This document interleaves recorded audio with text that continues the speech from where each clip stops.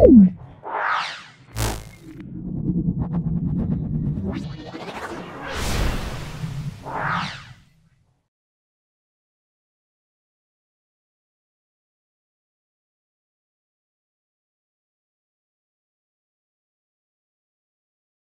কোনটি ওজোন স্তরকে ক্ষতি করে না?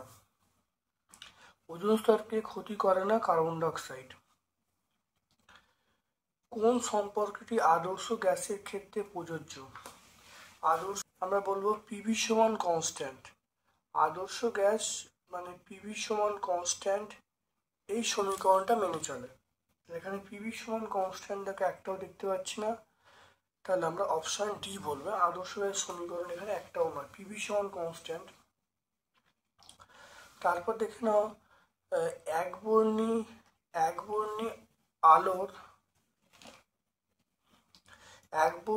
আলোর থেকে দেখে নাও, তারপরে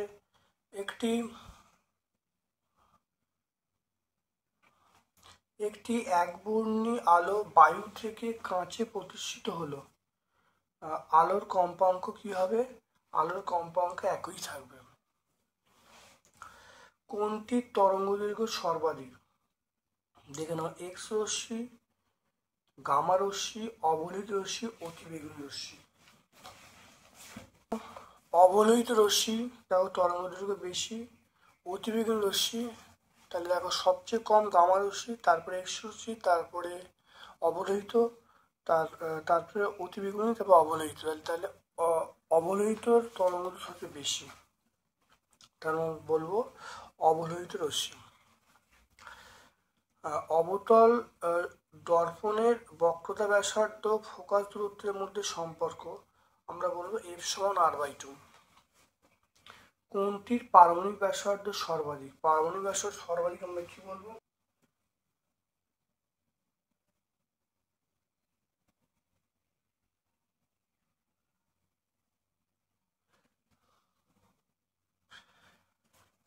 তাহলে দেখে নাও এখানে কি বলেছে, হাইড্রোজেন, লিথিয়াম, সোডিয়াম, পটাশিয়াম। তাহলে লিথিয়ামের সবচেয়ে কম, তাহলে পটাশিয়ামের বেশি। পটাশিয়াম আমরা বলবো পটাশিয়াম।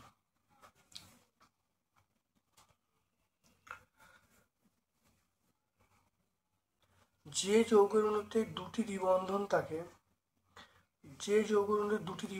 থাকে, সেটা কি? এটা আমরা ইথিলিন বলবো। ইথিলিন C2H4, এটা আমরা দ্বিবন্ধন বলবো। কোন মণ্ডলকে শান্ত মণ্ডল বলে? শান্ত মণ্ডল বলে আমরা বলবো স্ট্র্যাটোস্ফিয়ার। বায়ুমণ্ডলের কোন স্তরকে শান্ত মণ্ডল বলে? এটা হলো স্ট্র্যাটোস্ফিয়ার।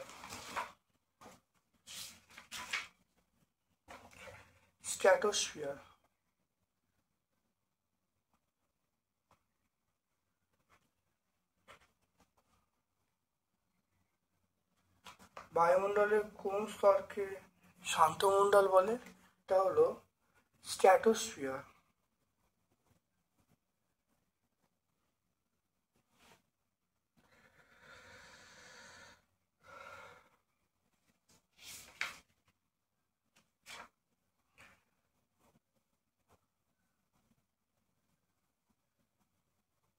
তাহলে আমরা 2.1কে আমরা বলবো স্ট্র্যাটোস্ফিয়ার। তারপর দেখো মিথেনের তাপন মূল্য পেট্রোল অপেক্ষা,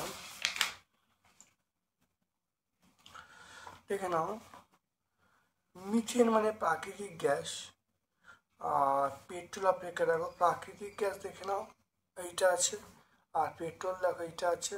তাহলে প্রাকৃতিক গ্যাস মানে মিথেন, তাহলে তাপন মূল্য বেশি। আর মিথেন ছবিটা আমরা আঁকবো, এটা পি আঁকবো, এটা 1/v আঁকবো। লেখো চিত্রটা, আমরা বলবো মূল বিন্দুগামী সরলরেখা।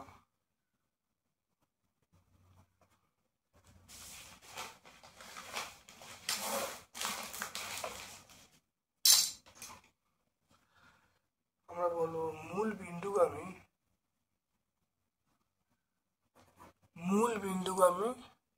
সরলরেখা। আমরা কি বলবো, মূল বিন্দু এবং সরলরেখা। এটা খুব ভালো করে আমরা জানবো। গ্যাসের উষ্ণতা বৃদ্ধি পেলে গ্যাস অণুর বেগ কি হবে, এটা বৃদ্ধি পাবে, আমরা বলবো বৃদ্ধি পাবে। পরম শূন্য উষ্ণতায় সেলসিয়াস স্কেলের মান কত, -273 ডিগ্রি সেন্টিগ্রেড। কোন মাধ্যমে আলোর বেগ সর্বাধিক, আলোর বেগ সর্বাধিক আমরা বলবো শূন্য মাধ্যমে, শূন্য মাধ্যমে আলোর বেগ সর্বাধিক।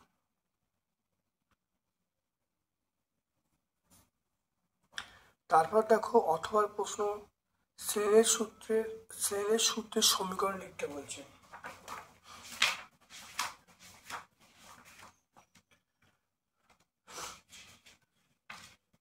শ্রেণের সূত্রের সমীকরণ দেখো, 1μ2 সমান sin i by sin r। এটা পেজ নাম্বার 43-এ পেয়ে যাব, এটা আমরা পেয়ে যাব। তাহলে আমরা কি বলবো, পাঁচের অথবা দেখে নাও। তাহলে 1μ2 সমান আমরা বলবো sin i by sin r। এরপরে চলে এসো, বস্তুর কোন অবস্থানে উত্তল লেন্সের সাহায্যে অসৎ বিম্ব গঠিত হয়। বস্তুর কোন অবস্থায় উত্তল লেন্সে অসৎ বিম্ব তৈরি হয়।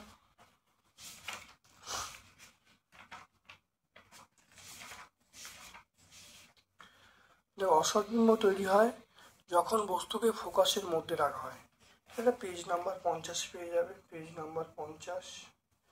আচ্ছা, দীর্ঘদৃষ্টি প্রতিকারে কোন লেন্স ব্যবহার করা হয়, দেখে নাও। দীর্ঘদৃষ্টি প্রতিকারের জন্য আমরা উত্তল লেন্স আমরা ব্যবহার করব, উত্তল লেন্স।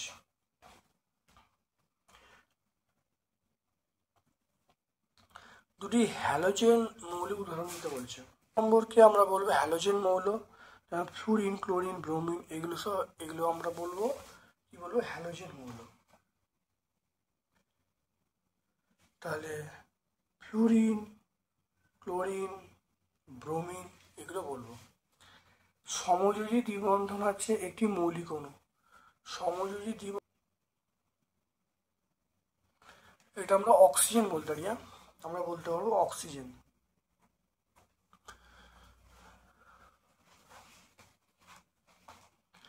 গ্রুপ সি এর প্রশ্নে চলে এসো।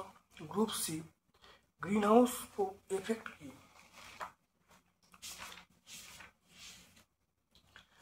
দেখে নাও, যে প্রাকৃতিক প্রক্রিয়ায় ভূপৃষ্ঠ সংলগ্ন বায়ুমণ্ডলে উপস্থিত CO2, CH4, N2 জলীয় বাষ্প পৃথিবী থেকে বিকিরিত হয়ে দীর্ঘ তরঙ্গদৈর্ঘ্যের অবলিত রশ্মির কিছু অংশ শোষণ করে নেয়, বাকি অংশ প্রতিফলিত করে, এই ঘটনাকে আমরা বলবো গ্রিন হাউস প্রভাব বলবো।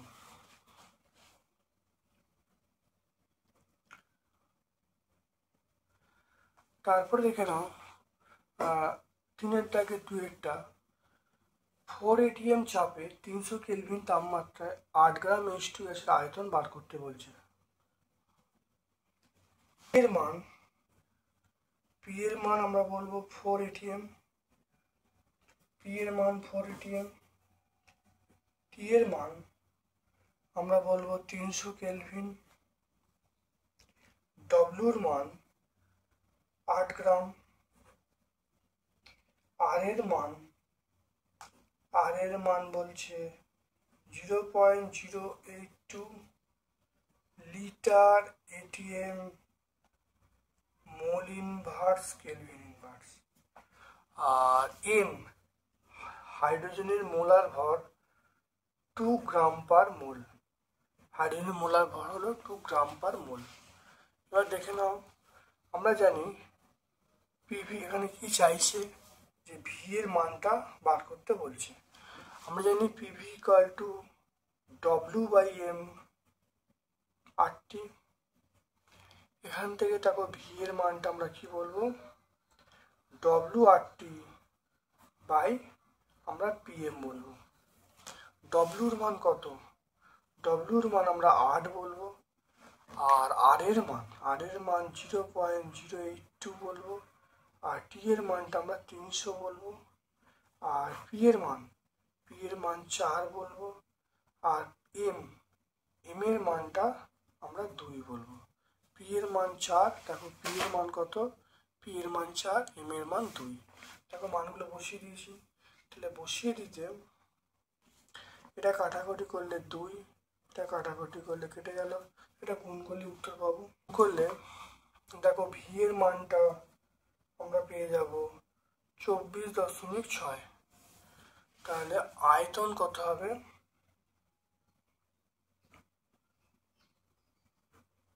তাহলে গ্যাসের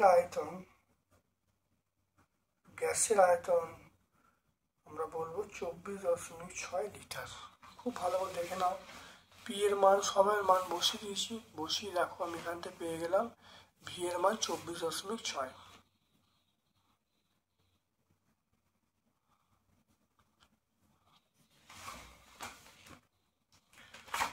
এরপর দেখো অথবার প্রশ্ন চলে এসো। 0 তাপমাত্রায় কোনো গ্যাসকে উত্তপ্ত করলে গ্যাসটার চাপ এবং আয়তন উভয়ই 1.5 গুণ বৃদ্ধি পায়, অন্তিম তাপমাত্রা কত? দেখে নাও। T1 মানে 0 + 273 সমান আমরা বলবো 273 কেলভিন। ঠিক আছে, তারপর দেখে নাও আমরা পেয়ে যাচ্ছি P1। আচ্ছা এবার দেখে নাও এটা T1 এর মান। এবার দেখো V1 মানে প্রাথমিক আয়তন, P1 মানে প্রাথমিক চাপ, P2 মানে অন্তিম চাপ, V2 অন্তিম আয়তন। তাহলে এখানে দেখো অন্তিম চাপ বলা আছে 1.5 গুণ প্রাথমিক চাপের, তাহলে 1.5 ইন্টু V1, আয়তনটা 1.5 ইন্টু V1। কারণ কোশ্চেনটা পড়ে রাখো, কোশ্চেনটা বলছে গ্যাসটার চাপ ও আয়তন উভয়ই 1.5 গুণ হয়, তাহলে P2 সমান 1.5 ইন্টু V1, V2 সমান 1.5 ইন্টু V1। তাহলে আমরা সূত্রটা কি প্রয়োগ করবো, চাইছে কি অন্তিম তাপমাত্রা T2 চাইছে। আমরা জানি P1 V1/T1 সমান আমরা বলবো P2 V2/T2। এবার দেখে নাও P1 এর মানটা আমরা P1 রাখলাম, T1 এর মানটা আমরা বলবো 273 বলবো। আর এখানে দেখে নাও P2 মানটা চাইছে 1.5 ইন্টু P1, আর V2 মানটা হলো 1.5 ইন্টু V1, আর T2 মানটা বার হচ্ছে। তাহলে এখানে দেখে নাও তাহলে কি হবে, তাহলে P1 বাই 273, এটা হলো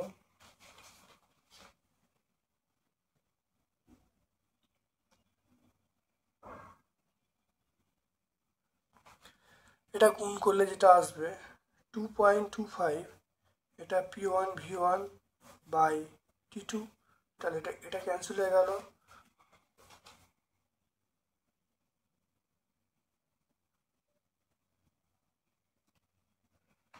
তাহলে এটা দেখো গুণ করলে আমরা T2 মানটা পাবো, এটার মানটা পাবো 614.25।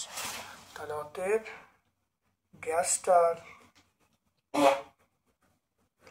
গ্যাসটার অন্তিম তাপমাত্রা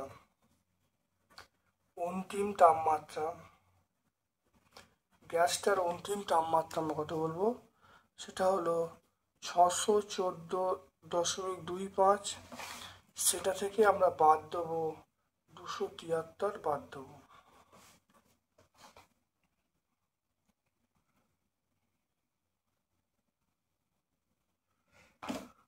এটা বাদ দিলে কত হবে, এটা বাদ দিলে হবে 341.25 ডিগ্রি সেন্টিগ্রেড। দেখে নাও তাহলে এখানে দেখে নাও T1 এর মান দেখে নাও খুব ভালো করে, মানগুলো বসিয়েছি। P1/T1 সমান P2 V2/T2। এখানে দেখো মানগুলো বসিয়ে T2 মান পেয়ে 614.25। তাহলে এখান থেকে 273 বাদ দিলে 341.25 এটা আমরা পেয়ে যাব ডিগ্রি সেন্টিগ্রেড।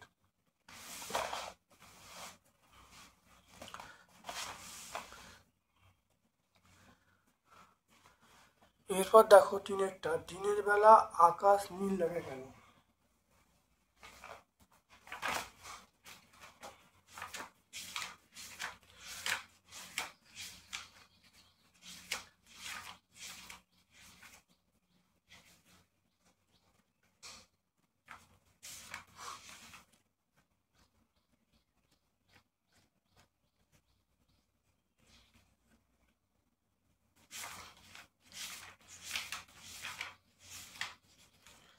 দেখে নাও, দিনের বেলা আকাশ নীল দেখায় কারণ দেখো লাল বর্ণের ক্ষেত্রে আলোর বিচ্ছুরণ সবচেয়ে কম হয়, কারণ লাল বর্ণের তরঙ্গ দৈর্ঘ্য বেশি, তাহলে তরঙ্গ দৈর্ঘ্য বেশি হওয়ার জন্য বিক্ষেপণ কম হয়। নীল বেগুনি বর্ণের আলোর বিক্ষেপণ বেশি হয়, আর যেহেতু বেগুনি অপেক্ষা নীলটা আমাদের চোখে বেশি সংবেদনশীল, তাই আকাশকে আমরা নীল দেখি। তাহলে পেজ নাম্বার 58 আমরা পেয়ে যাব। অবতল দর্পণ কিভাবে বস্তুর সৎ বিবর্ধিত প্রতিবিম্ব গঠিত হলো? অবতল দর্পণ দেখে নাও, সৎ বিবর্ধিত প্রতিবিম্ব কিভাবে গঠিত করে, দেখে নাও। অবতল দর্পণ দ্বারা সৎ বিবর্ধিত প্রতিবিম্ব গঠন তোমরা পেয়ে যাবে, এটা পেজ নাম্বার 50-51 তোমরা পেয়ে যাবে।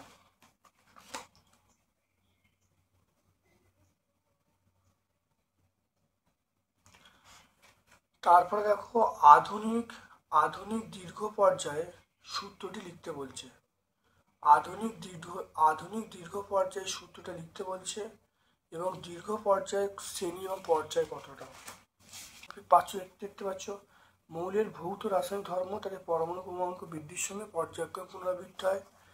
আর আধুনিক পর্যায়তে দেখে নাও, পর্যায় 7টা আর শ্রেণী দেখো 18টা। পর্যায় 7টা, শ্রেণী 18টা।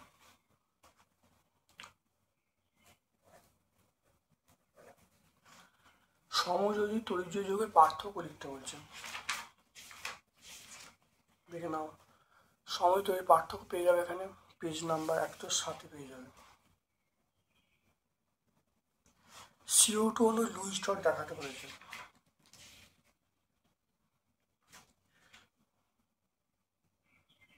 দেখে নাও, CO2 অণু লুইস ডট।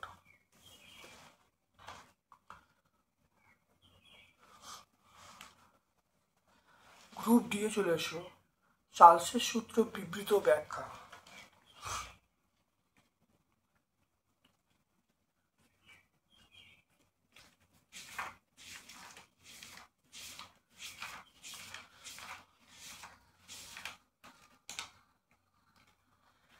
দেখে নাও, চার্লসের সূত্র এটা হলো, এর বিবৃত এটা, আর ব্যাখ্যা এখানটা পেয়ে যাবো পেজ নাম্বার 12 পেয়ে যাবো।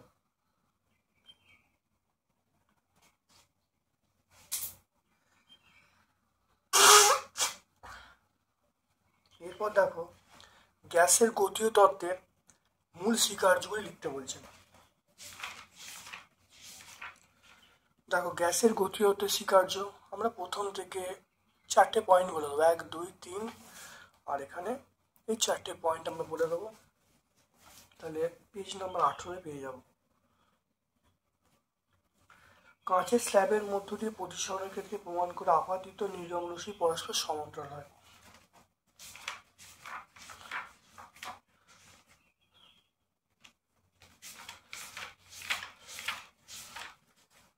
দেখে নাও, প্রথমে এই ছবিটা আমরা আঁকবো, তারপর এই পোর্শনটা আমরা করে দেবো।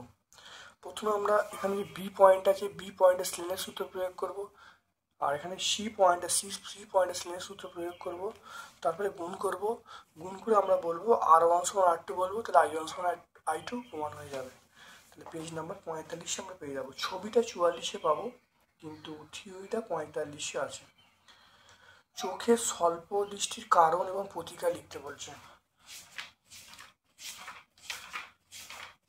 দেখে নাও, চোখের স্বল্প দৃষ্টির কারণ দেখে নাও, কারণ হলো অক্ষিগোলকের আকার বড় হয়ে যায়, লেন্সের ফোকাসও কমে যায়, আর প্রতিকার হলো উপযুক্ত ফোকাস দৈর্ঘ্যের অবতার লেন্স ব্যবহার করতে হবে। তাহলে পেজ নাম্বার 54 আমরা পেয়ে যাব। বিপদ সংকেত হিসাবে আমরা লাল বর্ণ কেন ব্যবহার করি? সংকেত হিসাবে কেন লাল বর্ণ ব্যবহার করি? লাল বর্ণের তরঙ্গদৈর্ঘ্য সবচেয়ে বেশি, তার তরঙ্গদৈর্ঘ্য বেশি হওয়ার জন্য বিক্ষেপণ খুব কম হয়, আর বিক্ষেপণ কম হওয়ার জন্য এবং আমরা আলোকে বহু দূর থেকে দেখতে পাই। তারপর দেখে নাও দন্ত চিকিৎসকরা কি দর্পণ ব্যবহার করে?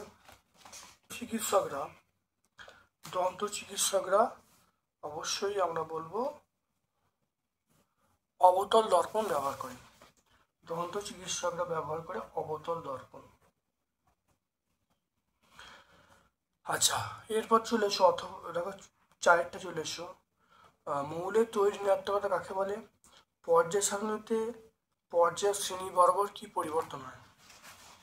দেখে নাও অন্য কোনো মৌলের পরমাণুর সঙ্গে সমজীব বন্ধনে আবদ্ধ থাকা অবস্থায় বন্ধন সৃষ্টিকারী ইলেকট্রন জোড়কে মৌলের পরমাণুর দিকে আকর্ষণ করার ক্ষমতাকে আমরা বলবো তড়িৎ ঋণাত্মকতা। এটা দেখে নাও, যদি বাম থেকে পর্যায়গতভাবে বাম থেকে ডানে গেলে বৃদ্ধি পাবে, আর শ্রেণীগতভাবে ওপর থেকে নিচে যাবে তাহলে হ্রাস পাবে। দেখতে পেলে? 102 পেজ আমরা পেয়ে যাব। সমগ্র উত্তরটা আমরা 102 পেজে পেয়ে যাব। তাহলে 2 নম্বর সেটটা আমরা সম্পূর্ণ ব্যাখ্যা করলাম। ভিডিওটা প্রথম থেকে শেষ পর্যন্ত দেখো, প্রত্যেকটা ভিডিও দেখো, অত্যন্ত কার্যকরী ভিডিও এবং তোমাদের বিভিন্ন পরীক্ষার ক্ষেত্রে অত্যন্ত কার্যকরী ভূমিকা গ্রহণ করবে। আমার পক্ষ থেকে সকলকে ধন্যবাদ এবং শুভ কামনা জানাচ্ছি।